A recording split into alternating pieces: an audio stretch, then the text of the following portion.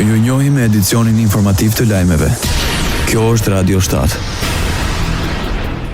U promovua strategjia nacionale e teknologjive të informacionit dhe komunikimit Smart Maqedonia 2030. Ministri i Transformimit Digital, Stefan Andonovski, prezantoi terminalet e shërbimeve e-kiosk, të cilat do të vendosen në lokasione të frekuentuara, ndërsa do të jenë të mundura 24 orë me 7, do të mundsojnë qytetarëve të identifikohen, të zgjedhin shërbimin, të paguajnë dhe të marrin më njëherë dokumentin. Krahas asaj është paraqitur kanali zyrtar dhe juridikisht i vlefshëm për pranimin e dokumenteve shtetërore, ndjekjen e lëndëve dhe njoftimet në kohë reale. Kryeministri i Maqedonisë së Veriut, Isra Miskosi, deklaroi se me promovimin e strategjisë nacionale të teknologjive të informacionit dhe komunikimit, qeveria po konfirmon vendosmërinë për ndërtimin e një shteti transparent, efikas dhe të drejtë.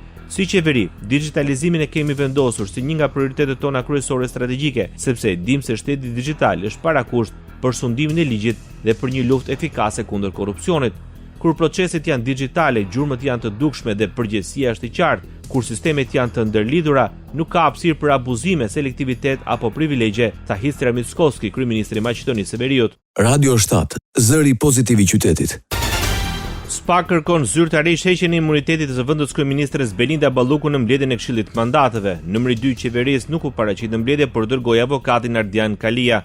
Ky i fundit ka kërkuar që të njihet me provat e SPA. Edhe Partia Demokratike ka kërkuar që materialin me prova ta marrin me vete për ta shqyrtuar, por Partia Socialiste kërkon që dokumenti të mos dalë nga mbledhja, por të hapet dhe të shqyrtohet brenda mbledhjes. Vetë prokurorët e SPA kanë artikuluar në mbledhje se antarët e Këshillit mund të marrin provat e dorëzuara në kuvend. SPA-ku përfaqësuan nga prokurori i çështjes Dritan Prençi, kryeprokurori Klodian Brau dhe prokuroria Doriana Beko. Merret Këshillit janë dashur të paktën 2 mbledhje për të shqyrtuar dosjen. Nga mbledhja e fundit e Këshillit janë maksimumi 2 javë kohë për hartimin e raportit. Partia Socialiste dhe Partia Demokratike ranë dakord që të shtyhet mbledhja e Këshillit të Mandateve për shqyrtimin e kërkesës së SPA.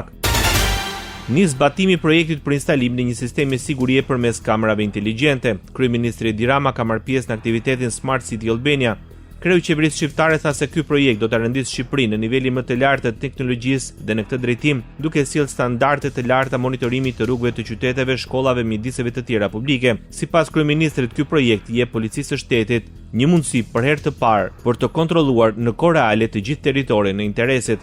Elementet e kriminalitetit rrugës, që janë elemente të skeduar nga policia e shtetit, e kanë të pamundur të shkojnë ku të duan e të bëjnë çfarë të duan, nëse duan të shkojnë për të bërë keq dhe nëse duan të bëjnë keq, sepse janë nën syt e policisë gjatë gjithë kohës. Natyrisht që kjo është një sfidë menaxhimi, pa diskutim. Natyrisht që unë e kam kuptuar shumë mirë dhe mesazhin e një pjese të atyre që duhet ta kishin çuar përpara këtë projekt, pa humbur kohën që kemi humbur, sepse është normale që një pjesë në policinë e shtetit të mos e dojë këtë projekt, se ky projekt do bëj të mundur që shumë nga ato gjëra që sot e gjithë ditën janë shqetësim për drejtuesit e policisë, janë shqetësim për ne dhe bëhen shqetësim për qytetarët, të bëhen të pamundura. Gjatë aktivitetit për zbatimin e projektit Smart City Albania, Ministria e Punëve të Brendshme Albana Koçiu tha se Shqipëria do të jetë vendi i parë në rajon që do të ketë një sistem të integruar sigurie dhe menaxhimi urban në 20 qytetet më të mëdha të vendit. Në këtë kuadër parashikohet instalimi i 5000 kamerave inteligjente nga Tirana në Sarandë, nga Shkodra në Gjirokastër, si dhe 3000 kamerave trupi që do të vendosen në uniformat e policisë së shtetit.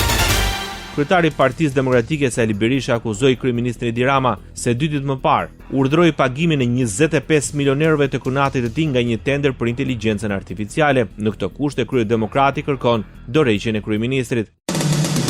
Ndoqët lajmet shkurt në Radio 7, zëri pozitiv i qytetit.